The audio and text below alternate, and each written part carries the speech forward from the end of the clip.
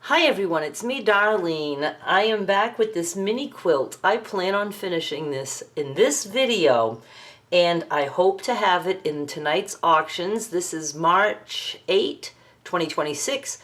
The auction will run for 1 week. So if you are watching during that time period, you can go place a bid on this if you'd like. The bidding starts at 1 penny, free shipping.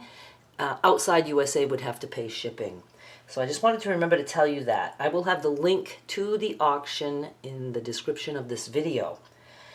I have some yellow fabric that was given to me, maybe like 3 yards. And I don't sell a whole lot of solids.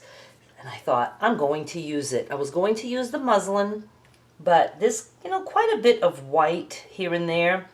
And the muslin is not white. And then I looked and I saw my yellow fabric sitting over in one of my boxes. And I thought, I'm going to use this. And, oh yeah, if you're not familiar with this series, there's a playlist link in the description of this video. It'll also pop up on the end screen. You can go watch part 1 of the mini quilt and part 2, get caught up, make all the blocks, do your thing. Okay, so what I like to do when I put a little mini quilt together, I like to have a border around it that's going to match the backing. And since this is only 14 inches square, a nice 3-inch border, well, I cut 3-inch strips. The border will be, a little bit less. It's going to make it bigger. So here's the block. This is the way I'm looking at it. This way, because that kitty is, in the right direction that way. So I cut 2 full width of the fabric, 3-inch strips. I should be able to get 1, 2 with each strip. So that's why I cut 2.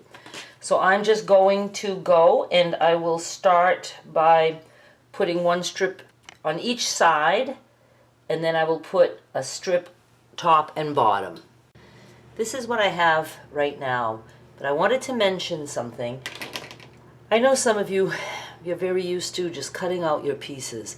You would not want to cut 4 14-inch strips, assuming that your square is 14 inches like mine is. Because when you sew a piece on this side and a piece on this side, then strips for the top and bottom have to be much longer, because you have to, have it long enough to go to this edge, to this edge.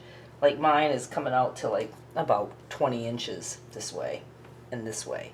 So you want to make sure that your strips are long enough after you add 2 sides. And, I just go and I lay this down and I laid my block on here, and then I cut a generous cut after I got, to the end of the block. It doesn't make sense, to me at least, to cut pieces to fit. It gives you 0 wiggle room. Now, if you want to just cut some shorter strips and not do it by laying it down on the long one, go ahead, but give yourself a good inch total, 1.5 inches total. Make it longer. Lay your strip down, so then when you press it open, you can trim like I'm about to do. And then you know that you're good. So I'm just going to trim this and this side too, and then I'm going to put a strip top and bottom. This is what I have now, and once again, I'm going to just trim off the parts that are sticking out. I just trimmed those off. I didn't trim anything else. I'm going to see what I need now. A yellow square to match this size and batting. So here's a funny story. I am completely out of batting other than these scraps. I need a 19-inch square. So I think I'm going to be doing some piecing, but boy, I hope I have enough. Oh, I should. Oh yes, I will. Oh my goodness, I have to buy a bolt of batting. Put that on my to-do list for me. Thank you. Okay, I'm going to just sew these together. You can top stitch. You can do whatever you want when you piece these things. and then I will be able to get a 19-inch square out of this. I just lay one on top of the other and I top stitch with a long, wide zigzag. You lay your batting down. Then you take your top and you put it right side up. And yeah, so obviously you're just going to cut your batting and your backing the same size as your top. So the batting first, and then your top of your blanket goes like this, right side up. Then if you have a print, you're going to put print side down, but I don't. The yellow doesn't have a right or wrong, so I just get to lay it down. But you would want the right side down. I'm going to leave an opening, and I'll just put it here at the bottom. I can see my little kitty cat.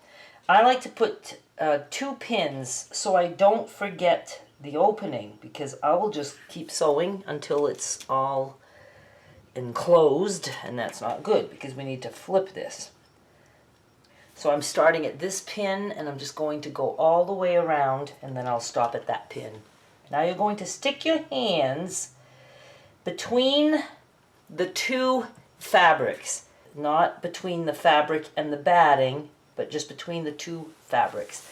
And we're going to pull this through. I don't trim anything. I like all that thickness along the edge. In fact, you could even leave extra batting, and then that gives you a really thick edge. I've done that before. I might do it again. And let me just push all this stuff through. There. This yellow is a little bit, not sheer, but that's why I haven't been doing anything much with it. But I thought it would be good for a pet bed, and I just liked the yellow. We're almost done. Look at how cool that is. All I have left to do is I'm going to tuck this in. Oh, you know what? I have a colored thread. I don't think I have yellow. I just have to stitch here, and I like to stitch all the way around. And if I don't have yellow, I really don't feel like using the clear. Maybe I'll just do a color of thread. I don't know. I'm going to try to find yellow. You guys, I am literally crying. I messed this up so bad that it won't be going on auction. And I'm tired right now because we have to go out. I got to leave in about an hour. We have an early night out going to see Derek at Lafayette's for a 5:30 show. And I wanted so much to get this out. I was tired. I should have never worked on this today. And I can't start over. I'm trying to think of all the ways that I can fix all the messes. First of all, this yellow is kind of see-through, so the zigzag stitching shows. I don't like that. I could forgive that, but then I screwed up when I was closing it and didn't catch the back. As I was taking it apart, I actually ripped through the fabric with my seam ripper.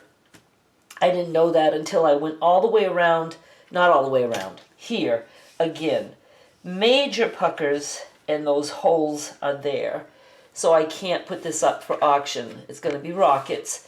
The only other thing I could have done, but I need this video to go out, I could cut it again, you know, all the way around and then just start over. But I don't think I want to do that. I'm not doing it today. I think I'm just going to give it to Rocket as is. I'm really, really sorry because I wanted this to go to someone, but I'm just not in the mindset to think of what I can do to fix this. I've been trying to think, but I've got to go. And I don't like that you see the zigzag.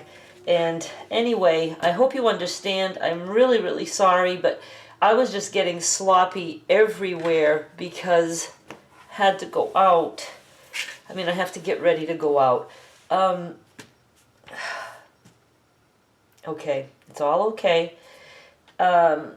Again, it's not that I'm mad that it's in the condition that it's in, because that's fine by me. And if I was making it for my dog, which I ended up making it for my dog, our dog, Joe's dog, don't beat yourself up if things aren't going as planned. Just get the project done. I'm only upset because I really wanted it to go somewhere.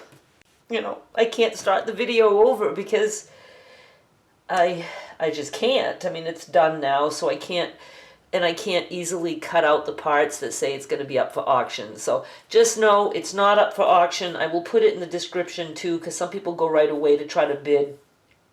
I'm really sorry.